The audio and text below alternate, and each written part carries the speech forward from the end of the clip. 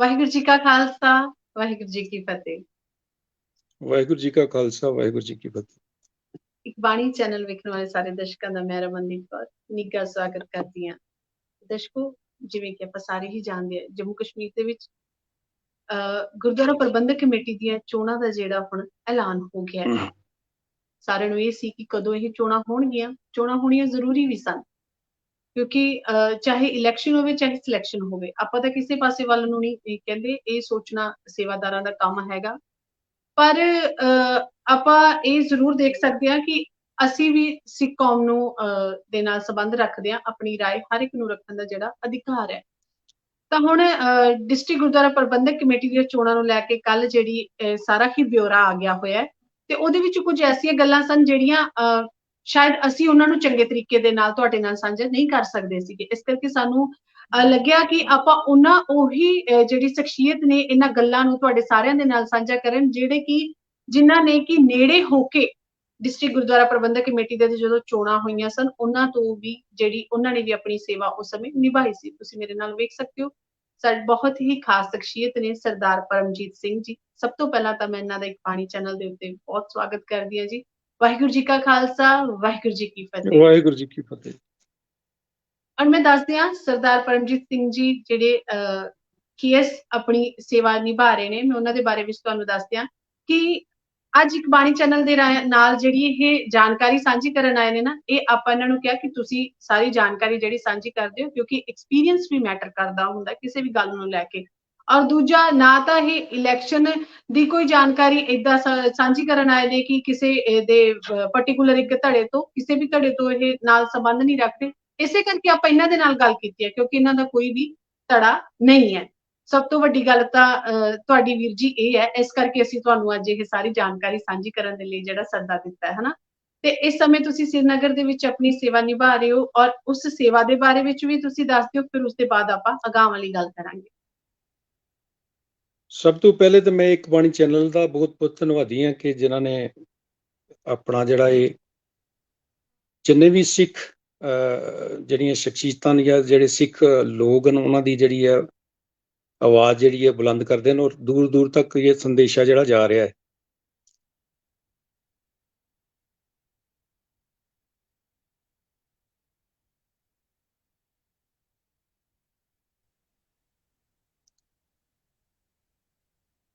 रमन जी, आवाज आ रही है?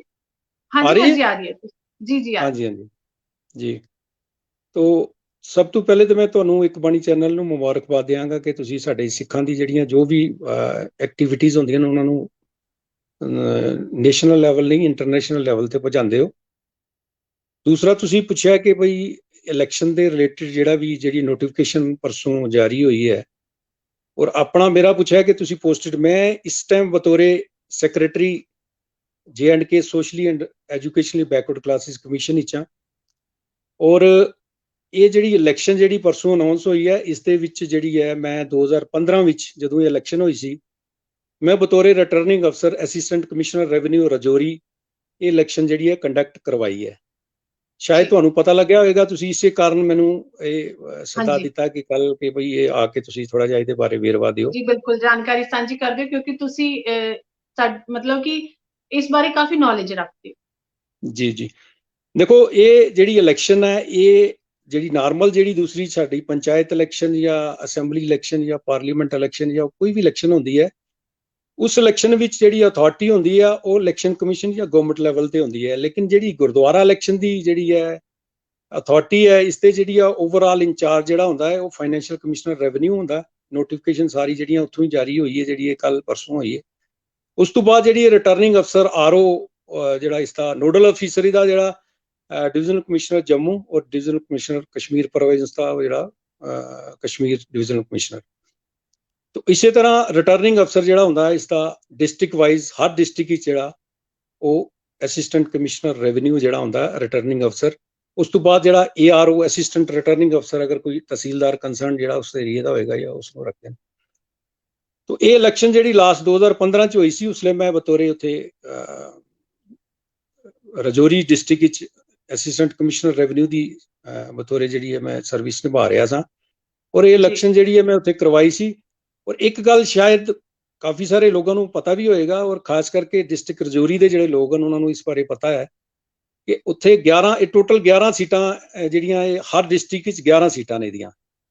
ਤੋ ਉੱਥੇ 11 ਸੀਟਾਂ ਚੋਂ 7 ਸੀਟਾਂ ਜਿਹੜੀਆਂ ਸਨ, ਕਿਉਂਕਿ ਮੇਰੇ ਕੁਝ ਵੀਰ 1 ਸਾਲ ਤੋਂ ਇਹ ਕਰ ਰਹੇ ਸਨ, ਕੋਸ਼ਿਸ਼ ਕਰ ਰਹੇ ਨੇ ਕਿ ਇਲੈਕਸ਼ਨ ਦੀ ਜਗ੍ਹਾ ਸਿਲੈਕਸ਼ਨ, ਪਹਿਲੇ 1 ਸਾਲ ਪਹਿਲੇ ਵੀ ਇਹ ਪ੍ਰੋਸੈਸ ਚੱਲਿਆ ਸੀ, ਤੋ ਇਲੈਕਸ਼ਨ ਦੀ ਜਗ੍ਹਾ ਸਿਲੈਕਸ਼ਨ ਹੋਏ ਤੇ ਉਹ ਜ਼ਿਆਦਾ ਅੱਛੀ ਗੱਲ ਹੈ। ਤੋ ਉਹਨਾਂ ਨੇ ਇੱਕ ਜਿਹੜਾ ਉਪਰਾਲਾ ਜਿਹੜਾ ਕੀਤਾ ਸੀ ਸ਼ੁਰੂ, ਅੱਜ ਵੀ ਕਰ ਰਹੇ ਨੇ, ਸ਼ਾਇਦ ਉਹ 1 ਸਾਲ ਪਹਿਲੇ ਤੋਂ ਕਰ ਰਹੇ ਨੇ, ਉਹ ਜਾਰੀ ਰੱਖਿਆ ਦਾ ਉਹਨਾਂ ਨੇ। ਤੋ ਮੈਂ ਤੁਹਾਨੂੰ ਰਮਨ ਜੀ ਇਹ ਗੱਲ ਦੱਸ ਦੇਵਾਂ ਕਿ ਉੱਥੇ 7 ਸੀਟਾਂ ਵਿੱਚ ਜਿਹੜੀ ਹੈ ਅਸੀਂ ਜਿਹੜੀ ਹੈ ਉਹ ਯੂਨਾਨੀਮਸ ਸਿਲੈਕਸ਼ਨ ਕਰਵਾਈ ਸੀ। 11 ਚ 4 ਚ ਇਲੈਕਸ਼ਨ ਹੋਈ ਸੀ ਜੀ। ਜੀ ਅੱਗੇ ਤੁਸੀਂ ਇਹ ਡਿਟੇਲ ਮੈਂ ਤੁਹਾਨੂੰ ਬਰੀਫ ਜਿਹਾ ਤੁਹਾਨੂੰ ਦੱਸ ਦਿੱਤਾ ਇਲੈਕਸ਼ਨ ਦਾ ਪ੍ਰੋਸੈਸ ਕੀ ਹੈ, ਕੌਣ ਅਫੀਸਰ ਕੰਸਰਨਡ ਹੁੰਦਾ, ਕਿਹੜਾ ਹੁੰਦਾ। ਹੋਰ ਸਵਾਲ ਤੁਹਾਡਾ ਕੋਈ ਜੋ ਹੈ ਤਾਂ ਜੀ ਵੀਰ ਜੀ ਕਿਉਂਕਿ ਨਾ ਦੇਖੋ ਬਹੁਤ ਸਾਰੇ ਸਾਡੇ ਕੈਂਡੀਡੇਟਸ, ਚਾਹੇ ਉਹ ਕਿਸੇ ਦੇ ਵੱਲੋਂ ਵੀ ਖੜੇ ਹੁੰਦੀ ਤੇ ਸੇਵਾ ਹੀ ਆ।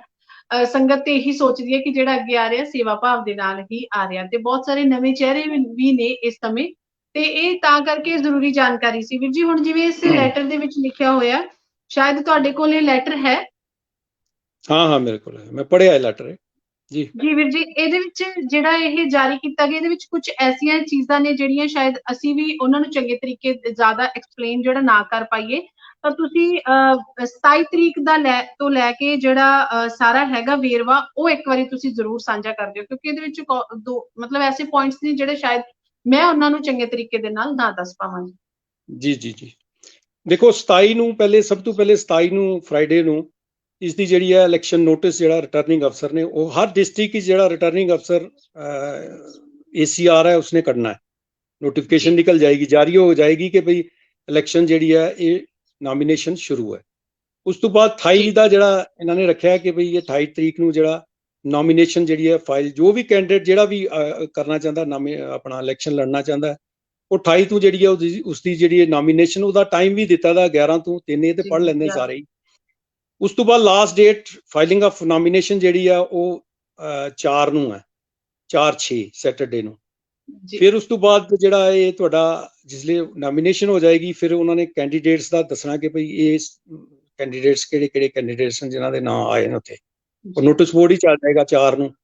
ਫਿਰ ਉਸ ਦਾ ਸਕਰੂਟਨੀ ਹੋਏਗੀ, तो 7 ਨੂੰ ਜਿਹੜੀ ਹੈ ਟਾਈਮ ਜਿਹੜਾ ਉਹ ਡੇਟ ਰੱਖੀ ਦੀ ਹੈ 11 ਵਜੇ ਜਿਹੜੀ ਹੈ ਟਾਈਮ ਹੈ, ਤੇ ਡੇਟ ਹੈ 7/6 ਨੂੰ। ਇਹ ਸਕਰੂਟਨੀ ਹੋਏਗੀ ਨੋਮੀਨੇਸ਼ਨ ਪੇਪਰਸ ਦੀ, ਤਾਂ ਕਿ ਉਹ ਨੋਮੀਨੇਸ਼ਨ ਪੇਪਰ ਜਿਹੜਾ ਪ੍ਰੋਪਰ ਹੈ, ਅਗਰ ਜਿਹੜਾ ਪ੍ਰੋਪਰ ਨਹੀਂ ਹੋਏਗਾ ਉਹਨੂੰ ਰਿਜੈਕਟ ਕਰ ਦੇਣਗੇ ਉਹ, ਅਦਰਵਾਈਜ਼ ਜਿਹੜਾ ਠੀਕ ਹੋਏਗਾ ਤਾਂ ਨੋਮੀਨੇਸ਼ਨ ਜਿਹੜੀ ਉਹਨਾਂ ਦੀ ਐਕਸੈਪਟ ਹੋ ਜਾਏਗੀ। ਫਿਰ ਉਸ ਤੋਂ ਬਾਅਦ ਇਹਨਾਂ ਨੇ ਵਿਡਰਾਅਲ ਦਾ ਜਿਹੜਾ, ਫਿਰ ਉਹ ਜਿਹੜੇ ਲਿਸਟ ਆ ਜਾਏਗੀ, ਫਿਰ ਵਿਡਰਾਅਲ ਦਾ ਟਾਈਮ ਦੇਣਗੇ ਕਿ ਅਗਰ ਕੋਈ ਕੈਂਡੀਡੇਟ ਵਿਡਰਾ ਕਰਨਾ ਚਾਹੁੰਦਾ ਹੈ ਤੇ ਉਸਦਾ ਜਿਹੜਾ ਲਾਸਟ ਡੇਟ ਜਿਹੜੀ ਹੈ ਵਿਡਰਾਅਲ ਦੀ ਜਿਹੜੀ ਆ ਉਹ 9/6 ਨੂੰ ਲਾਸਟ ਡੇਟ ਹੈ, 3 ਵਜੇ ਤੱਕ ਜਿਹੜਾ ਉਹ ਕਰ ਸਕਦਾ ਹੈ। ਫਿਰ ਅਲਾਟਮੈਂਟ ਆਫ ਸਿੰਬਲ ਹੈ, ਉਹ ਤਾਂ ਸਿੰਪਲ ਪ੍ਰਕਿਰਿਆ ਹੈ, 10/6 ਨੂੰ ਰੱਖੀ ਹੈ। ਫਿਰ ਕੰਪੇਨਿੰਗ ਦਾ ਜਿਹੜਾ ਟਾਈਮ ਹੈ ਉਹ 25/6 ਨੂੰ ਹੈ, ਤੇ ਉਸ ਤੋਂ ਬਾਅਦ ਜਿਹੜੀ ਹੈ 26 ਨਹੀਂ ਤੇ 27 ਨੂੰ ਇਲੈਕਸ਼ਨ ਹੈ। ਔਰ ਇਸ ਦੇ ਵਿੱਚ ਜਿਹੜੀ ਆ ਇਲੈਕਸ਼ਨ ਜਿਹੜੀ ਹੁੰਦੀ ਹੈ ਉਹ ਸੇਮ ਡੇ ਜਿਹੜਾ ਰਿਜ਼ਲਟ ਜਿਹੜਾ ਤਕਰੀਬਨ 6-7 ਵਜੇ ਤੱਕ, 2 ਵਜੇ ਤੋਂ ਬਾਅਦ ਜਿਹੜਾ ਇਹ ਸਾਰਾ ਪ੍ਰੋਸੈਸ ਜਿਹੜਾ ਇਹ ਇਸ ਦਾ ਜਿਹੜਾ ਹੋ ਜਾਂਦਾ ਹੈ। ਔਰ ਜਿਹੜੀ ਨੋਮੀਨੇਸ਼ਨ ਹੈ, ਨੋਮੀਨੇਸ਼ਨ ਜਿਹੜੀ ਭਰਨੀ ਹੈ ਉਹਨਾਂ ਨੇ, ਉਹ ਤੁਸੀਂ ਜਿਹੜਾ ਅਸਿਸਟੈਂਟ ਕਮਿਸ਼ਨਰ ਰੈਵਨਿਊ ਜਿਹੜਾ ਰਿਟਰਨਿੰਗ ਅਫਸਰ ਹੈ ਉਹਦੇ ਕੋਲ ਨੋਮੀਨੇਸ਼ਨ ਸਕਰੂਟਨੀ ਵੀ ਉੱਥੇ ਹੋਏਗੀ। ਨੋਮੀਨੇਸ਼ਨ ਤੁਸੀਂ ਜਿਹੜੀ ਹੈ ਉਹ ARO ਕੋਲ ਵੀ ਜਾ ਸਕਦੀ ਹੈ ਔਰ RO ਕੋਲ ਵੀ, ਲੇਕਿਨ ਜਿਹੜੀ ਸਕਰੂਟਨੀ ਔਰ ਉਸਦਾ ਜਿਹੜਾ ਫਾਈਨਲ ਜਿਹੜਾ ਹੋਏਗਾ ਉਹ ਸਾਰਾ ਜਿਹੜਾ ਉਹ RO ਹੀ ਕਰੇਗਾ ਉਸਦਾ ਪ੍ਰੋਸੈਸ। ਇਹ ਹੈ ਇਸਦਾ ਸਿੰਪਲ ਜਿਹਾ ਪ੍ਰੋਸੈਸ ਹੈ, ਇੰਨਾ ਕੋਈ ਕੰਪਲਿਕੇਟਿਡ ਵੀ ਨਹੀਂ ਹੈ। तो उस तो बाद 27 ਨੂੰ ਇਲੈਕਸ਼ਨ ਹੈ, ਟਾਈਮਿੰਗ ਉਹਦੇ ਚ ਆ ਗਈ ਦੀ ਹੈ, 1 ਵਜੇ ਤੱਕ ਹੈ ਸ਼ਾਇਦ ਉਹ, ਤੇ ਉਸ ਤੋਂ ਬਾਅਦ ਜਿਹੜਾ ਉਹ ਰਿਜ਼ਲਟ ਹੈ ਸੇਮ ਡੇ ਰਿਜ਼ਲਟ ਹੈ ਇਸਦਾ। ਇਹ ਹੈ ਸਾਰੀ ਪ੍ਰਕਿਰਿਆ ਇਹਦੀ ਜਿਹੜੀ ਹੈ ਗੁਰਦੁਆਰਾ ਜਿਹੜੀ ਹੈ ਇਲੈਕਸ਼ਨ ਹੈ ਇਸਦੀ, ਇਸ ਦੇ ਬਾਰੇ ਜਿਹੜੀ ਹੈ ਸਾਰੀ ਡਿਟੇਲ। ਵੀਰ ਜੀ ਇੱਕ ਗੱਲ ਕੀਤੀ ਜਾਵੇ ਕਿ ਵੈਸੇ ਜਦੋਂ ਇਲੈਕਸ਼ਨਸ ਹੁੰਦੀਆਂ ਨੇ ਤਾਂ ਉਹਦੇ ਵਿੱਚ ਸਾਰਾ ਜਿਹੜਾ ਬਜਟ ਹੈ ਉਹ ਵੀ ਇੱਕ ਲਿਮਿਟਡ ਰੱਖਿਆ ਜਾਂਦਾ ਹੈ ਨਾ, ਕਿ ਤੁਸੀਂ ਇੰਨੇ ਦਾਇਰੇ ਦੇ ਵਿੱਚ ਹੀ ਆਪਦਾ ਜਿਹੜਾ, ਕਿਆ ਇਹਨਾਂ ਇਲੈਕਸ਼ਨਸ ਦੇ ਲਈ ਵੀ ਬਜਟ ਨੂੰ ਜਿਹੜਾ ਇੱਕ ਉਹਦਾ ਦਾਇਰਾ ਬਣਾਇਆ ਜਾਂਦਾ? ਨਹੀਂ ਦੇਖੋ, ਇਸ ਤੇ ਜਿਹੜੀ ਹੈ ਨਾ, ਇਸ ਤੇ ਜਿੰਨਾ ਵੀ ਜਿਹੜਾ ਬਜਟ ਜਾਂ ਜਿਹੜਾ ਵੀ ਪ੍ਰਕਿਰਿਆ ਉਹ ਦੂਸਰੀਆਂ ਇਲੈਕਸ਼ਨਾਂ ਵਿੱਚ ਜਿਹੜੀ ਹੈ ਉਹ ਇਲੈਕਸ਼ਨ ਅਥਾਰਟੀ ਦੂਸਰੀ ਹੈ। ਇਸ ਤੇ ਜਿਹੜਾ ਵੀ ਬਜਟ ਆਏਗਾ ਕਰਵਾਉਣ ਵਾਸਤੇ ਇਲੈਕਸ਼ਨ, ਉਹ ਜਿਹੜਾ ਫਾਈਨੈਂਸ਼ੀਅਲ ਕਮਿਸ਼ਨਰ ਰੈਵਨਿਊ ਜਿਹੜਾ ਉਸ ਦੇ ਚ ਜਿਹੜਾ ਬਜਟ ਜਿਹੜਾ ਇਲੈਕਸ਼ਨ ਕਰਵਾਉਣ ਵਾਸਤੇ ਰਿਟਰਨਿੰਗ ਅਫਸਰ ਜਾਂ ARO ਜਾਂ ਉਹਨਾਂ ਨੂੰ ਬਜਟ ਜਿਹੜਾ ਜੋ ਵੀ ਫੰਡਸ ਜਿਹੜੇ ਹੁੰਦੇ ਨੇ ਉਹ ਪ੍ਰੋਵਾਈਡ ਕਰਦੇ। ਕੈਂਡੀਡੇਟਸ ਦਾ ਵੀ ਕੁਝ ਐਸਾ ਦਾਇਰਾ ਹੁੰਦਾ? ਇਹ ਦੇਖੋ ਇਹ ਡਿਪੈਂਡ ਕਰਦਾ ਹੁਣ ਉਹ ਜਿਸਲੇ ਕੱਢਣਗੇ ਕੋਈ ਉੱਪਰੋਂ FCR ਜਿਹੜਾ ਉਹ ਆਪਣਾ ਜਿਹੜੀ ਅਥਾਰਟੀ ਹੈ ਜਿਹੜੀ ਹੈ ਉਹ ਕੱਢਣਗੇ ਜੋ ਵੀ ਹੋਏਗਾ ਇਸ ਤੇ ਹੋਏਗਾ। ਕੋਈ ਲਿਮ ਛੋਟਾ ਹੀ ਹੁੰਦਾ, ਕੋਈ ਜ਼ਿਆਦਾ ਵੱਡਾ ਇਹਦੇ 'ਚ ਨਹੀਂ ਹੁੰਦਾ, ਥੋੜਾ ਜਿਹਾ ਹੀ ਰੱਖਿਆ ਤਾਂ ਹੁੰਦਾ। ਇਹ ਵੈਸੇ ਵੀ ਜਿਹੜਾ ਤੁਸੀਂ ਕਹਿ ਰਹੇ ਹੋ ਤਾਂ ਉਹ ਤੇ ਵੈਸੇ ਵੀ ਨਹੀਂ ਹੋਣਾ ਚਾਹੀਦਾ ਉਹਦੇ 'ਚ। ਤੇ ਇਹ ਤੇ ਸੇਵਾ ਹੈ, ਤੇ ਸੇਵਾ ਵਿੱਚ ਜਿਹੜਾ ਕੋਈ ਬਜਟ, ਤੇ ਮੈਂ ਸੋਚਦਾ ਕਿ ਵੈਸੇ ਵੀ ਨਹੀਂ ਸੋਚਣਾ ਚਾਹੀਦਾ ਕਿਸੇ ਨੂੰ ਕਿ ਬਜਟ ਕੋਈ ਹੋਣਾ ਚਾਹੀਦਾ ਹੈ। ਤੇ ਸੇਵਾ ਕਰਨੀ ਹੈ ਤੇ ਉਸ ਤਰ੍ਹਾਂ ਦੀ ਕੋਈ ਬਜਟ ਲਈ ਕੋਈ ਐਸਾ ਜ਼ਿਆਦਾ ਹੋਣਾ ਨਹੀਂ ਚਾਹੀਦਾ ਜੀ। ਔਰ ਸਾਡੇ ਨਾਲ ਜਿਹੜੇ ਲਾਈਵ ਸਾਡੇ ਦਰਸ਼ਕ ਜੁੜੇ ਹੋਏ ਨੇ, ਮੈਂ ਉਹਨਾਂ ਨੂੰ ਦੱਸਦੀ ਹਾਂ ਕਿ ਤੁਸੀਂ ਆਪਣੇ ਸਵਾਲ ਹੈ ਜਿਹੜੇ ਉਹ ਸਰਦਾਰ ਪਰਮਜੀਤ ਸਿੰਘ ਜੀ ਉਹਨਾਂ ਕੋਲੋਂ ਪੁੱਛ ਸਕਦੇ ਹੋ, ਬੇਫਿਕਰ ਹੋ ਕੇ, ਨਿਧੜਕ ਹੋ ਕੇ, ਕਿਉਂਕਿ ਕਿਸੇ ਵੀ ਧੜੇ ਦੇ ਨਾਲ ਸੰਬੰਧ ਹੈ ਜਿਹੜਾ ਨਹੀਂ ਰੱਖਦੇ। ਤੁਹਾਡੇ ਸਵਾਲ ਦਾ ਜਵਾਬ ਬਿਲਕੁਲ ਹੀ ਨਿਰਪੱਖ ਹੋ ਕੇ ਜਿਹੜਾ ਇਹਨਾਂ ਦੇ ਵੱਲੋਂ ਦਿੱਤਾ ਜਾਵੇਗਾ। ਅਮਰੀਕ ਸਿੰਘ ਰੋਸ਼ਨ ਜੀ ਲਿਖ ਰਹੇ ਨੇ, ਗ੍ਰੇਟ ਪਰਸਨੈਲਿਟੀ। ਹਰਦੀਪ ਸਿੰਘ ਜੀ ਧੰਨਵਾਦ ਵੀਰ ਜੀ, ਬਾਣੀ ਚੈਨਲ ਦਾ ਬਹੁਤ ਬਹੁਤ ਧੰਨਵਾਦ। ਤੇ ਸਾਡੇ ਨਾਲ ਮਨਜੀਤ ਸਿੰਘ ਗੁਰਪ੍ਰੀਤ ਜੀ ਜੁੜੇ ਹੋਏ ਨੇ। ਜੀ ਵੀਰ ਜੀ, ਜਿਵੇਂ ਹੁਣ ਮੈਂ ਇਹ ਸੁਨੇਹਾ ਦੇ ਦਿੱਤਾ ਹੈ ਕਿ ਤੁਸੀਂ ਜਿੰਨੇ ਵੀ ਸਾਡੇ ਵਿਊਅਰਸ ਦੇਖ ਰਹੇ ਨੇ, ਸਾਡੇ ਇੱਕ ਬਾਣੀ ਚੈਨਲ ਦੇ ਪਰਿਵਾਰ ਦੇ ਮੈਂਬਰ ਦੇਖ ਰਹੇ ਨੇ, ਮੈਂ ਉਹਨਾਂ ਨੂੰ ਪਹਿਲਾਂ ਤਾਂ ਸ਼ੁਰੂਆਤ ਦੇ ਵਿੱਚ ਹੀ ਦੱਸ ਦਿੱਤਾ ਸੀਗਾ ਕਿ ਤੁਹਾਡੇ ਨਾਲ ਅੱਜ ਖਾਸ ਤੌਰ ਤੇ, ਕਿਉਂਕਿ ਦੇਖੋ ਜਿਹੜੀ ਨੋਟੀਫਿਕੇਸ਼ਨ ਉਹ ਕੱਲ ਦੀ ਆਈ ਹੋਈ ਹੈ, ਲੇਕਿਨ ਮੈਂ ਉਸ ਨੋਟੀਫਿਕੇਸ਼ਨ ਨੂੰ ਸਾਂਝੀ ਕਰ ਦਿੰਦੀ, ਜਾਂ ਮੈਨੂੰ ਨਹੀਂ ਕਹਿੰਦੇ ਨੇ ਨਾ ਕਿ ਜਿਹੜੀ ਘੱਟ ਜਾਣਕਾਰੀ ਕਿਸੇ ਨਾ ਕਿਸੇ ਗੱਲ ਨੂੰ ਕਹਿੰਦੇ ਘੱਟ ਜਾਣਕਾਰੀ ਨੂੰ ਸਾਂਝਾ ਨਹੀਂ ਕਰਨਾ ਚਾਹੀਦਾ। ਇਸ ਕਰਕੇ ਮੈਨੂੰ ਇਹ ਸੀਗਾ ਕਿ ਸਾਨੂੰ ਉਹ ਪਰਸਨੈਲਿਟੀ ਚਾਹੀਦੇ ਨੇ ਜਿਹੜੇ ਜਾਣਕਾਰੀ ਵੀ ਦੇ ਦੇਣ ਪਰ ਕਿਸੇ ਧੜੇ ਦੇ ਨਾਲ ਸੰਬੰਧ ਵੀ ਨਾ ਹੋਵੇ, ਕਿਉਂਕਿ ਹੁਣ ਨਾ ਤੁਹਾਨੂੰ ਇਲੈਕਸ਼ਨਸ ਤੋਂ ਕੁਝ ਲੈਣਾ ਤੇ ਨਾ ਤੁਸੀਂ ਉਹਨਾਂ ਇਲੈਕਸ਼ਨਸ ਦੇ ਵਿੱਚ ਭਾਗ ਲੈ ਰਹੇ ਹੋ। ਪਰ ਹਾਂ, ਇੰਨਾ ਜ਼ਰੂਰ ਆ, ਸੁਚੇਤ ਹੋ। ਔਰ ਮੇਰਾ ਹੁਣ ਇਹੀ ਸਵਾਲ ਹੋਣਾ ਸੀਗਾ ਕਿ ਬਤੌਰ ਇੱਕ ਸਿੱਖ ਦੇ ਵਜੋਂ ਤੇ ਇੱਕ ਵੋਟਰ ਦੇ ਵਜੋਂ ਤੁਸੀਂ ਕਿਵੇਂ ਵੇਖਦੇ ਹੋ ਕਿ ਸਾਨੂੰ ਜਿਹੜੀ ਇਲੈਕਸ਼ਨ ਦੇ ਵਿੱਚ, ਕਿਉਂਕਿ ਚਲੋ ਦੇਖੋ ਸਿਲੈਕਸ਼ਨ ਦੀ ਸਾਰੇ ਮੰਗ ਕਰ ਰਹੇ ਸਨ ਤੇ ਇਲੈਕਸ਼ਨ ਹੈ, ਤਾਂ ਹੁਣ ਇਲੈਕਸ਼ਨ ਦੇ ਵਿੱਚ ਕਿਵੇਂ ਪਾਰਟਿਸਿਪੇਟ ਸਾਨੂੰ ਕਰਨਾ ਚਾਹੀਦਾ, ਕਿਵੇਂ ਸਾਡਾ ਰੋਲ ਰਹਿਣਾ ਚਾਹੀਦਾ? ਦੇਖੋ ਜੀ, ਮੈਂ ਸਭ ਤੋਂ ਪਹਿਲੇ ਤੇ ਮੇਰੀ ਹੱਥ ਜੋੜ ਕੇ ਬੇਨਤੀ ਹੈ ਕਿ ਜਿਹੜੇ ਵੀਰ ਜਿਹੜੇ ਕੋਸ਼ਿਸ਼ ਕਰ ਰਹੇ ਸਨ 1 ਸਾਲ ਤੋਂ ਸਿਲੈਕਸ਼ਨ ਵਾਸਤੇ, ਇਲੈਕਸ਼ਨ ਨਾ ਹੋਏ ਸਿਲੈਕਸ਼ਨ, ਦੇਖੋ ਇੱਕ ਡੈਮੋਕ੍ਰੈਟਿਕ ਸਿਸਟਮ ਹੈ, ਉਹਦੇ 'ਚ ਇਲੈਕਸ਼ਨ ਤੇ ਆਈ ਹੈ ਡੈਮੋਕ੍ਰੇਸੀ 'ਚ। ਲੇਕਿਨ ਅਗਰ ਇਹਦੀ ਇਲੈਕਸ਼ਨ ਦੀ ਬਜਾਏ ਅਗਰ ਸਿਲੈਕਸ਼ਨ ਹੋ ਜਾਏ, ਪਰ ਕੁਝ ਵੀਰ ਸਾਡੇ ਜਿਹੜੇ ਉਹ, ਅਗਰ ਮੈਂ ਇੱਥੇ ਨਾਂ ਲਵਾਂਗਾ ਕਿ ਇੱਕ ਦਾ ਲਵਾਂਗਾ ਤਾਂ ਦੂਸਰਾ ਛੁੱਟ ਜਾਏਗਾ, ਉਹ ਨਾਰਾਜ਼ਗੀ ਬਣ ਜਾਂਦੀ ਹੈ, ਤੇ ਮੈਂ ਨਾਂ ਨਹੀਂ ਲਵਾਂਗਾ।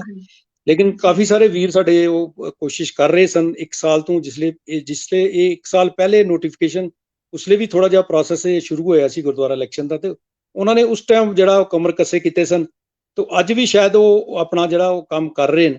ਤੇ ਮੇਰੀ ਉਹਨਾਂ ਵੀਰਾਂ ਨੂੰ ਬੇਨਤੀ ਹੈ ਕਿ ਭਈ ਇਹ ਜਿਹੜਾ ਕੋਸ਼ਿਸ਼ ਕਰੋ ਕਿ ਇਹ ਜਿਹੜੀ ਹੈ ਇਲੈਕਸ਼ਨ ਨਾ ਹੋਏ, ਸਿਲੈਕਸ਼ਨ ਕਰ ਲਓ, ਕਿਉਂਕਿ ਵਾਜਬ ਬੰਦਾ, ਦੇਖੋ ਤੁਸੀਂ ਗੁਰਦੁਆਰਾ ਇਲੈਕਸ਼ਨ ਵਿੱਚ ਜਿਹੜੇ ਬੇਸਿਕ ਜਿਹੜੀਆਂ ਫਾਰਮੈਲਿਟੀਜ਼ ਹਨ, ਜਿਹੜਾ ਬੇਸਿਕ ਅੰਮ੍ਰਿਤਧਾਰੀ ਹੈ, ਆਪਣਾ ਬਾਣੀ ਨਾਲ ਜੁੜਿਆ ਦਾ, ਗੁਰਬਾਣੀ ਪੜ੍ਹਦਾ ਹੈ, ਉਹਨੂੰ ਪੜ੍ਹਨੀ ਆਉਂਦੀ ਹੈ, ਮਤਲਬ ਉਸ ਤਰ੍ਹਾਂ ਦਾ ਬੰਦਾ ਹੋਏ ਜਿਹੜਾ ਗੁਰੂ ਘਰ ਦੀ ਸੇਵਾ ਜਿਹੜੀ ਹੈ ਲੱਗੇ ਕਿ ਗੁਰੂ ਘਰ ਦੀ ਸੇਵਾ ਕਰ ਸਕਦਾ ਹੈ। ਬਾਕੀ ਇਲੈਕਸ਼ਨਾਂ 'ਚ ਤੁਸੀਂ ਬੜੇ ਸਾਰੇ ਫੈਕਟਰ ਹੁੰਦੇ ਨੇ, ਲੇਕਿਨ ਇੱਥੇ ਉਹ ਜਿਹੜਾ ਸੇਵਾ ਭਾਵਨਾ ਲਾਏ। ਦੂਸਰਾ ਮੇਰੀ ਬੇਨਤੀ ਜਿਹੜੀ ਹੈ, ਇੱਕ ਤਾਂ ਉਹਨਾਂ ਨੂੰ ਹੈ, ਬਾਕੀ ਬੁੱਧੀਜੀਵੀ ਲੋਕ ਹਨ ਉਹਨਾਂ ਨੂੰ ਵੀ ਮੇਰੀ ਬੇਨਤੀ ਹੈ, ਇੰਟੈਲੈਕਚੁਅਲ ਜਿਹੜੇ ਲੋਕ ਹਨ ਉਹਨਾਂ ਨੂੰ ਵੀ ਬੇਨਤੀ ਹੈ ਕਿ ਤੁਸੀਂ ਵੀ ਅੱਗੇ ਆ ਕੇ ਕੋਸ਼ਿਸ਼ ਕਰੋ ਕਿ ਕਿਸੇ ਤਰੀਕੇ ਜਿਹੜਾ ਇਹ ਪ੍ਰੋਸੈਸ ਜਿਹੜਾ ਸਿਲੈਕਸ਼ਨ ਦਾ ਹੋ ਜਾਏ। ਗਵਰਨਮੈਂਟ ਨੇ ਤਾਂ ਇਲੈਕਸ਼ਨ ਕਰਾਣੀ ਹੈ, ਕਿਉਂਕਿ ਗਵਰਨਮੈਂਟ ਦਾ ਇੱਕ ਕੋਰਟ, ਤੁਹਾਨੂੰ ਵੀ ਪਤਾ ਹੋਏਗਾ ਕਿ ਕੋਰਟ ਵਿੱਚ ਇੱਕ DB ਡਬਲ ਬੈਂਚ ਵਿੱਚ ਇੱਕ ਕੰਟੈਂਪਟ ਫਾਈਲ ਹੋਈ ਹੈ ਗਵਰਨਮੈਂਟ ਦੇ ਖਿਲਾਫ ਕਿ ਭਈ ਇਲੈਕਸ਼ਨ ਆਲਰੇਡੀ 1-2 ਸਾਲ ਡਿਲੇ ਹੋ ਗਿਆ, ਕਿਉਂ ਨਹੀਂ ਹੋ ਰਹੀਆਂ। ਤੇ ਗਵਰਨਮੈਂਟ ਦਾ ਤੇ ਜਿਹੜਾ ਨਾ ਉਹਦੀ ਮਜਬੂਰੀ ਹੈ ਗਵਰਨਮੈਂਟ ਦੀ ਕਿ ਉਸਨੇ ਕਰਵਾਉਣੀ ਹੈ, ਲੇਕਿਨ ਸਾਨੂੰ ਦੇਖਣਾ ਕਿ ਅਸੀਂ ਇਲੈਕਸ਼ਨ ਜਾਂ ਸਿਲੈਕਸ਼ਨ। ਦੂਸਰਾ ਮੇਰੀ ਬੇਨਤੀ ਜਿਹੜੀ ਹੈ, ਤੀਸਰੀ ਬੇਨਤੀ, ਇੱਕ ਤੇ ਹੋ ਗਏ ਜਿਹੜੇ ਲੋਕ ਜਿਹੜੇ 1 ਸਾਲ ਤੋਂ ਇਹ ਜਿਹੜੇ ਵੀਰ ਕਰ ਰਹੇ ਨੇ ਕੰਮ, ਉਹਨਾਂ ਨੂੰ।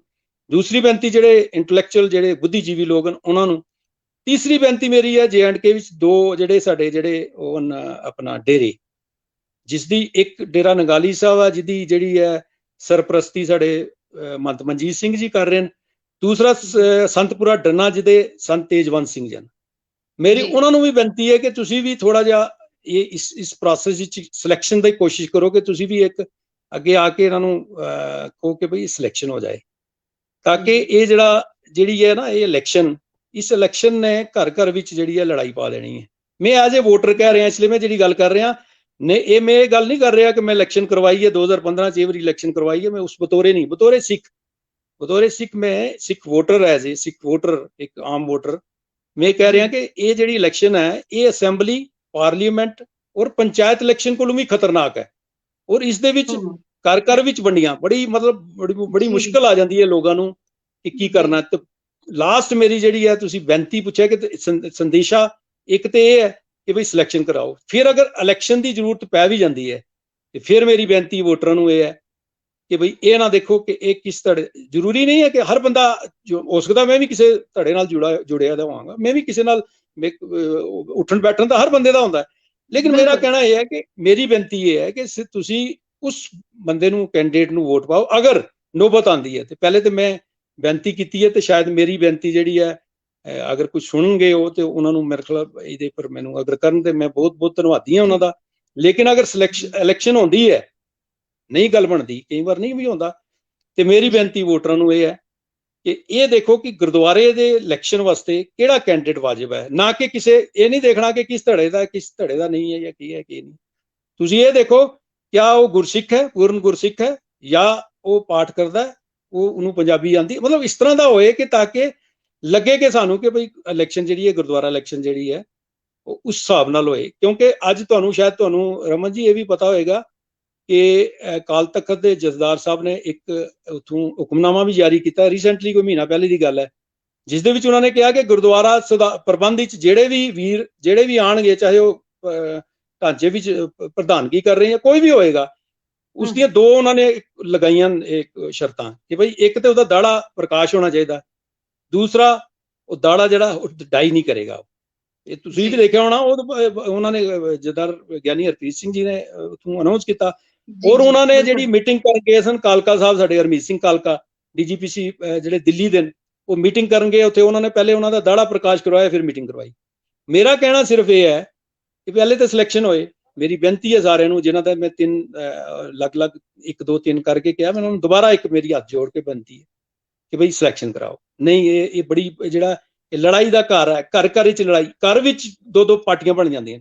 ਲੇਕਿਨ ਅਗਰ ਜ਼ਰੂਰਤ ਪੈਂਦੀ ਹੈ ਤੇ ਫਿਰ ਵੋਟਰਾਂ ਨੂੰ ਅਪੀਲ ਮੇਰੀ ਅਗਲੇ ਕਿ ਬਈ ਉਸ ਨੂੰ ਦੇਖੋ, ਚਾਹੇ ਕਿਸੇ ਵੀ ਹੋਏਗਾ ਬੰਦਾ ਵਾਜਬ ਦੇਖੋ, ਅਗਰ 4 ਖੜੇ ਨੇ 2 ਖੜੇ ਨੇ, ਉਹਦੇ ਵਿੱਚ ਦੇਖੋ ਜਿਹੜਾ ਤੁਹਾਨੂੰ ਲੱਗਦਾ ਸਭ ਤੋਂ ਜਿਹੜਾ ਗੁਰੂ ਘਰ ਦੀ ਸੇਵਾ ਕਰ ਸਕਦਾ ਔਰ ਗੁਰੂ ਘਰ ਨਾਲ ਜੁੜਿਆ ਦਾ ਔਰ ਗੁਰੂ ਘਰ ਵਾਲਾ ਹੈ, ਉਸ ਨੂੰ ਜਿਹੜੀ ਹੈ ਵੋਟ ਦੇ ਕੇ। ਇੰਨੀ ਹੈ ਮੇਰੀ ਬੇਨਤੀ। ਜੀ ਬਿਲਕੁਲ ਵੀਰ ਜੀ, ਕਿਉਂਕਿ ਇੱਥੇ ਕਮਲਦੀਪ ਸਿੰਘ ਜੀ ਇੱਕ ਸਵਾਲ ਵੀ ਪੁੱਛ ਰਹੇ ਨੇ। ਉਹਨਾਂ ਨੇ ਕਿਹਾ ਕਿ ਕਿਆ ਜੇਕਰ ਅਸੀਂ ਇਲੈਕਸ਼ਨ ਹੋ ਜਾਂਦੀ ਹੈ, ਕਿਆ ਚੋਣ ਸਹੀ ਹੋਵੇਗੀ ਜਾਂ ਨਹੀਂ, ਹਨਾ, ਇਹ ਵੀ ਕੋਈ ਸ਼ੋਰ ਨਹੀਂ ਹੈ। ਜੇ ਸਿਲੈਕਸ਼ਨ ਹੁੰਦੀ ਹੈ ਤਾਂ ਚਲੋ ਉਹਦੇ 'ਚ ਵੀ ਪਤਾ ਨਹੀਂ ਹੈਗਾ ਕਿ ਇੰਟੈਲੈਕਚੁਅਲ ਲੋਕ ਨੇ ਜਿਹੜੇ, ਜਾਂ ਜਿਨ੍ਹਾਂ ਨੂੰ ਆਪਾਂ ਫੋਲੋ ਕਰਦੇ ਆ, ਹਨਾ, ਉਹ ਸਹੀ ਚੋਣ ਹੀ ਕਰਨਗੇ। ਪਰ ਇਲੈਕਸ਼ਨ ਦੇ ਵਿੱਚ ਵੀ ਵੀਰ ਜੀ ਸ਼ੋਰ ਨਹੀਂ ਹੈ। ਨਹੀਂ, ਮੈਂ ਸਵਾਲ ਨਹੀਂ ਸਮਝਿਆ ਉਹਨਾਂ ਦਾ। ਇਲੈਕਸ਼ਨ ਦਾ ਕਹਿ ਰਹੇ ਜਾਂ ਸਿਲੈਕਸ਼ਨ ਦਾ ਕਹਿ ਰਹੇ ਨੇ? ਜੀ ਉਹਨਾਂ ਨੇ ਕਿਹਾ ਇਲੈਕਸ਼ਨ ਦੇ ਨਾਲ ਵੀ ਗੁਰਸਿੱਖ ਦੀ ਚੋਣ ਵੀ ਹੋ ਸਕਦੀ ਹੈ ਕਿ ਨਹੀਂ। ਇਲੈਕਸ਼ਨ ਦੇ ਨਾਲ ਮਤਲਬ ਉਹਨਾਂ ਨੇ ਕਿਹਾ ਕਿ ਇਲੈਕਸ਼ਨ ਦੇ ਨਾਲ ਸਾਨੂੰ ਇੱਕ ਸਹੀ ਸੇਵਾਦਾਰ ਮਿਲ ਸਕਦਾ ਹੈ ਜੇਕਰ ਇਲੈਕਸ਼ਨ ਹੁੰਦੀ ਹੈ। ਮਤਲਬ ਸਿਲੈਕਸ਼ਨ ਨਹੀਂ, ਇਲੈਕਸ਼ਨ ਹੁੰਦੀ ਹੈ।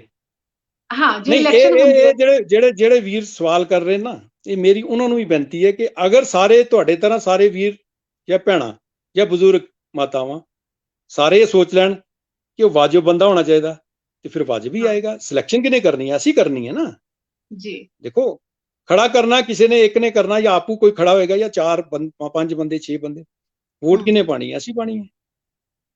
ਅਸੀਂ ਹਾਂ, ਤੁਸੀਂ ਉਹ ਸਾਰੇ ਅਸੀਂ। ਤੇ ਅਗਰ ਅਸੀਂ ਇਸ ਤਰ੍ਹਾਂ ਦਾ ਕਰਾਂਗੇ ਤੇ ਬੰਦਾ ਦੇਖਾਂਗੇ ਕਿ ਕਿਆ ਸਹੀ ਸਿਲੈਕਸ਼ਨ ਕਰ ਰਹੇ ਹਾਂ। ਤੁਸੀਂ ਪੰਜਾਬ ਵਿੱਚ ਦੇਖ ਲਓ ਨਾ, ਮੈਂ ਉਹਦੇ 'ਚ ਨਹੀਂ ਜਾਵਾਂਗਾ ਉਸ ਕੰਟਰੋਵਰਸੀ, ਲੇਕਿਨ ਪੰਜਾਬ ਦੇ ਲੋਕਾਂ ਨੇ ਕੀਤਾ, ਇੱਕ ਚੇਂਜ ਲਿਆਉਣ ਵਾਸਤੇ ਕੀਤਾ, ਉਹਨਾਂ ਨੇ ਉਪਰਾਲਾ ਕੀਤਾ।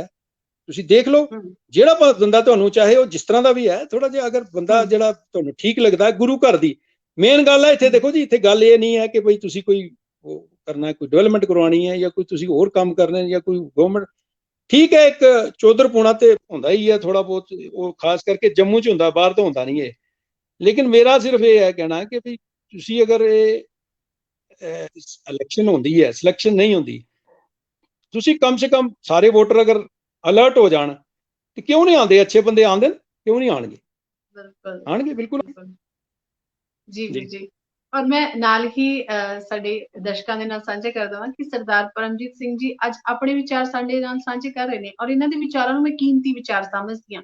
ਕਿਉਂਕਿ ਦੇਖੋ, ਇੱਕ ਅੱਛੀ ਜੌਬ ਦੇ ਉੱਤੇ ਨੇ, ਵਧੀਆ ਇਹਨਾਂ ਦਾ ਆਪਣੀ ਜ਼ਿੰਦਗੀ ਆਪਣੀ ਕਿਰਤ ਕਰਕੇ ਗੁਜ਼ਾਰ ਰਹੇ ਨੇ। ਇਹਨਾਂ ਨੂੰ ਕੋਈ ਜ਼ਰੂਰਤ ਨਹੀਂ ਸੀ ਕਿ ਜੇਕਰ ਇਹ ਆਪਣੇ ਆ ਕੇ ਵਿਚਾਰ ਦੱਸਣ, ਪਰ ਇਹਨੂੰ ਕਹਿੰਦੇ ਨੇ ਆਪਣੀ ਕੌਮ ਦੇ ਪ੍ਰਤੀ ਦਰਦ ਇਹਨਾਂ ਨੂੰ ਹੈ। ਜੇਕਰ ਆਪਾਂ ਸਾਰੇ ਹੀ ਜਿਸ ਤਰ੍ਹਾਂ ਦੇ ਨਾਲ ਕਮਲਦੀਪ ਸਿੰਘ ਜੀ ਹੋਣਾ ਨੇ ਆਪਾਂ ਨੂੰ ਇਹ ਸਵਾਲ ਪੁੱਛਿਆ ਤੇ ਵੀਰ ਜੀ ਉਹਨਾਂ ਨੇ ਬੜਾ ਸੋਹਣਾ ਜਵਾਬ ਦਿੱਤਾ ਕਿ ਜੇਕਰ ਤੁਸੀਂ ਇਸ ਪੱਖ ਵੱਲ ਗੰਭੀਰਤਾ ਦੇ ਨਾਲ ਸੋਚ ਕੇ ਕੋਈ ਗੱਲ ਕਰਦੇ ਹੋ ਤਾਂ ਉਹਦਾ ਹੱਲ ਚੰਗਾ ਕਿਉਂ ਨਹੀਂ ਨਿਕਲਦਾ। ਤੇ ਹੁਣ ਜੇਕਰ ਵੀਰ ਜੀ ਮੈਂ ਤੁਹਾਡੀ ਗੱਲ ਕਰਾਂ ਤਾਂ ਤੁਸੀਂ ਬਿਲਕੁਲ ਆਪਣਾ ਇੱਕ ਚੰਗਾ ਰੋਲ ਨਿਭਾ ਰਹੇ ਹੋ ਸੁਸਾਇਟੀ ਦੇ ਵਿੱਚ, ਤੁਹਾਡਾ ਇੱਕ ਚੰਗਾ ਫੇਸ ਹੈ ਔਰ ਤੁਹਾਡੇ ਵਿਚਾਰ ਨੇ ਜਿਹੜੇ ਉਹ ਸਾਰੇ ਸੁਣਨਾ ਪਸੰਦ ਵੀ ਕਰਦੇ ਨੇ। ਇਸ ਤਰ੍ਹਾਂ ਦਾ ਆਪਣਾ ਇੱਕ ਸ਼ਖਸੀਅਤ ਨੂੰ ਤੁਸੀਂ ਆਪਣੇ ਆਲੇ ਦੁਆਲੇ ਦੇ ਵਿੱਚ ਜਿਹੜਾ ਬਣਾ ਲਿਓ, ਇਹਨੂੰ ਆਪਾਂ ਕਹਿ ਸਕਦੇ ਹਾਂ ਕਿ ਸਹੀ ਤੌਰ ਦੇ ਉੱਤੇ ਆਪਣੀ ਕੌਮ ਦੇ ਪ੍ਰਤੀ ਚਿੰਤਾ ਪ੍ਰਗਟ ਕਰਨਾ ਆਪਣੇ। ਰਮਨ ਜੀ, ਮੈਂ ਇੱਕ ਗੱਲ ਵਿੱਚ ਮੈਂ ਐਡ ਕਰਨਾ ਚਾਹੁੰਦਾ ਕਿ ਮੈਨੂੰ ਕੱਲ ਆਪਣਾ ਬਿਆਨ ਸਿੰਘ ਜੀ ਦਾ ਉਹਨਾਂ ਦਾ ਜਿਹੜੇ ਮੈਨੂੰ ਟੈਲੀਫੋਨ ਕੀਤਾ, ਮੈਂ ਥੋੜਾ ਜਿਹਾ ਮੈਂ ਰਿਫਿਊਜ਼ ਕਰ ਛੱਡਿਆ ਸੀ। ਮੈਂ ਕਿਹਾ ਮੈਂ ਨਹੀਂ ਜੀ ਇੰਟਰਵਿਊ, ਜੀ ਕਿਉਂਕਿ ਕੁਝ ਤੁਹਾਨੂੰ ਪਤਾ ਹੀ ਹੈ ਇੱਥੇ ਹੁੰਦਾ ਹੈ ਕਿ ਵੀ ਕਿਆ ਪਤਾ ਨਹੀਂ ਕਿਸ ਕਰਕੇ। ਮੈਂ ਬਿਲਕੁਲ ਉਹਨਾਂ ਨੂੰ ਕਿਹਾ, ਮੈਂ ਕਿਹਾ ਨਹੀਂ, ਉਹਨਾਂ ਨੇ ਫਿਰ ਮੈਨੂੰ ਜਿਹੜੇ ਮਜਬੂਰ ਕੀਤਾ ਕਿ ਬਈ ਤੁਸੀਂ ਇਲੈਕਸ਼ਨ ਵੀ ਕਰਵਾਈ ਦੀ ਹੈ ਔਰ ਤੁਹਾਨੂੰ ਪਤਾ ਵੀ ਹੈ ਪ੍ਰਕਿਰਿਆ, ਤੁਸੀਂ ਗਵਰਨਮੈਂਟ ਵਿੱਚ ਵੀ ਹਾਂਜੀ ਹੋ, ਬਿਲਕੁਲ ਤੇ ਅਗਰ ਤੁਸੀਂ ਕੌਮ ਵਾਸਤੇ ਕੋਈ ਚਾਰ ਲਫ਼ਜ਼ ਉਹਨਾਂ ਨੂੰ ਜਾਂ ਉਹਨਾਂ ਦੀ ਜਿਹੜੀ ਆ ਡਿਟੇਲ ਸਾਰੀ ਦਿਓਗੇ ਨਹੀਂ ਤੇ ਫਿਰ ਮੈਂ ਕਿਹਾ ਇਹ ਠੀਕ ਕਹਿੰਦੇ ਪੈਣ। ਤੇ ਮੈਂ ਅਦਰਵਾਈਜ਼ ਮੈਂ ਉਹਨਾਂ ਨੂੰ, ਤੁਹਾਨੂੰ ਵੀ ਪਤਾ ਲਾਸਟ ਜਿਹੜੀ ਇੱਕ ਮੈਂ ਇੰਟਰਵਿਊ ਤੁਹਾਡਾ ਕੋਈ 1 ਸਾਲ ਪਹਿਲੇ ਕੀਤਾ ਸੀ, ਉਦੋਂ ਵੀ ਮੈਨੂੰ ਕਾਫੀ ਉਹਨਾਂ ਨੇ, ਤਾਂ ਮੈਂ ਇਸ ਕਰਕੇ ਨਹੀਂ ਆਉਣਾ ਚਾਹੁੰਦਾ ਸੀ ਕਿ ਬਈ ਕਿਆ ਪਤਾ, ਮਤਲਬ ਬੜੀ ਸਾਰੀਆਂ ਸੋਚ ਸਾਡੀ ਬਿਲਕੁਲ ਆਪਣੀ ਵੀਰ ਆਪਣੀ ਜੀ, ਸੋਚ ਹੈ ਨਾ ਇਹੀ ਤੇ ਸਾਰੀ ਗੱਲ ਜੀ। ਹੈ। ਇਹ ਸਾਡੇ ਜਿਹੜੇ ਜਿਨ੍ਹਾਂ ਨੂੰ ਆਪਾਂ ਸੇਵਾਦਾਰ ਚੁਣਨਾ ਚਾਹੁੰਦੇ ਆ ਨਾ, ਇਹ ਉਹਨਾਂ ਨੇ ਇੱਕ ਮਾਹੌਲ ਹੀ ਐਸਾ ਪੈਦਾ ਕਰ ਦਿੱਤਾ ਹੋਇਆ, ਤਾਂ ਹੀ ਤਾਂ ਸਾਡੇ ਨੌਜਵਾਨ ਪੀੜ੍ਹੀ ਹੈ ਜਿਹੜੀ ਗੁਰਦੁਆਰਾ ਸਾਹਿਬ ਜਾਣੋਂ ਘੱਟ ਕਰਤਾ ਕਿ ਅਸੀਂ ਇਸ ਮਸਲੇ ਦੇ ਵਿੱਚ ਆਉਣਾ ਹੀ ਨਹੀਂ। ਆ ਜਾ ਕੇ ਇਹੀ ਗੱਲ ਹੁੰਦੀ ਹੈ ਨਾ ਕਿ ਮਤਲਬ ਕਿ ਜਿਹੜਾ ਆਲਾ ਦੁਆਲਾ ਜਿਹੜੀ ਮਾਹੌਲ ਹੈ ਉਹੀ ਇਹੋ ਜਿਹਾ ਬਣਾ ਦਿੱਤਾ ਹੋਇਆ, ਤਾਂ ਬੱਚੇ ਕਹਿੰਦੇ ਨੇ ਅਸੀਂ ਘਰੇ ਪਾਠ ਕਰ ਲੈਂਦੇ ਹਾਂ, ਗੁਰਦੁਆਰਾ ਸਾਹਿਬ ਜਾ ਕੇ ਕੀ ਕਰਨਾ, ਉੱਥੇ ਕੋਈ ਕਿਸੇ ਨੂੰ ਬਿਲਕੁਲ ਕੁਛ ਠੀਕ ਕਹੀ ਕਹਿ ਜਾਂਦਾ, ਰਹੇ ਕੋਈ ਹੋ ਕਿਸੇ ਨੂੰ ਕੁਛ ਜੀ। ਕਹੀ ਜਾਂਦਾ। ਲੋਕਾਂ ਨੇ ਜੀ ਆਪਦੀਆਂ ਸੰਗਤ ਨੇ ਤਾਂ ਕੀ ਮਤਲਬ ਕਿ ਸੰਗਤ ਦਾ ਰੂਪ ਹੀ ਬਦਲ ਕੇ ਰੱਖ ਦਿੱਤਾ, ਆਪਦੀਆਂ ਸਟੇਜਾਂ ਬਣਾ ਲਈਆਂ। ਕਿਹੜੇ ਪ੍ਰਬੰਧਕ ਨੇ ਸਟੇਜ ਤੋਂ ਬੋਲਣਾ, ਕਿਹੜੇ ਨੇ ਨਹੀਂ, ਉਹ ਪਹਿਲਾਂ ਲਿਸਟਾਂ ਤਿਆਰ ਹੁੰਦੀਆਂ ਨੇ ਤੇ ਮਾਹੌਲ ਆਟੋਮੈਟਿਕਲੀ, ਤੇ ਤੁਹਾਡਾ ਵਾਜਿਬ ਹੈ ਤੁਹਾਡਾ ਡਰਨਾ ਨਹੀਂ, ਮਤਲਬ ਤੁਹਾਡਾ ਨਾਂ ਅੱਗੇ ਆਉਣਾ ਵੀ। ਤੇ ਮੈਂ ਕਹਿੰਦੀ ਹਾਂ ਇਹਦੇ ਬਿਲਕੁਲ ਕਿਉਂਕਿ ਦੇਖੋ ਹੁਣ ਅਗਰ ਅਸੀਂ ਇਹ ਚੈਨਲ ਦੇ ਉੱਤੇ ਆ ਕੇ ਬੋਲਦੇ ਹਾਂ ਨਾ, ਤਾਂ ਵੀਰ ਜੀ ਭਾਵੇਂ ਸਾਡੀ ਇੰਟੈਂਸ਼ਨ ਜਾਂ ਮੇਰੀ ਸੋਚ ਗਲਤ ਨਹੀਂ ਹੁੰਦੀ, ਪਰ ਤੁਹਾਡੇ ਸ਼ਬਦਾਂ ਨੂੰ ਨਾ ਫੜਿਆ ਜਾਂਦਾ ਹੈ, ਤੁਹਾਡੇ ਸ਼ਬਦਾਂ ਦੇ ਵਿੱਚੋਂ ਗਲਤੀਆਂ ਕੱਢਣ ਦੀ ਕੋਸ਼ਿਸ਼ ਕੀਤੀ ਜਾਂਦੀ ਹੈ, ਭਾਵੇਂ ਮੇਰੀ ਸੋਚ ਗਲਤ ਨਹੀਂ ਹੈ। ਤਾਂ ਇਸ ਕਰਕੇ ਇਹ ਡਰ ਬੈਠ ਗਿਆ ਹੋਇਆ, ਇੱਕ ਮਤਲਬ ਕਹਿੰਦੇ ਨੇ ਨਾ ਸਰਕਮਸਟੈਂਸਿਸ ਹੀ ਇਹੋ ਜਿਹੇ ਕ੍ਰੀਏਟ ਕਰ ਦਿੱਤੇ ਹੋਏ, ਤੇ ਤੁਹਾਡਾ ਤਾਂ ਜਾਇਜ਼ ਬਣਦਾ ਮੈਂ ਇਸ ਤੁਹਾਡੀ ਚੀਜ਼ ਨੂੰ। ਆਵਾਜ਼ ਕੱਟ ਰਹੀ, ਤੁਹਾਡੀ ਆਵਾਜ਼ ਕੱਟ ਰਹੀ ਹੈ, ਆਵਾਜ਼ ਜੀ ਤੁਹਾਡੀ। ਮੇਰੀ ਆਵਾਜ਼ ਕੱਟ ਰਹੀ ਹੈ। ਜੀ ਪਰਮਜੀਤ ਜੀ ਸਿੰਘ ਜੀ ਕਹਿ ਰਹੇ ਨੇ ਕਿ good advice, selection is a best choice to select member.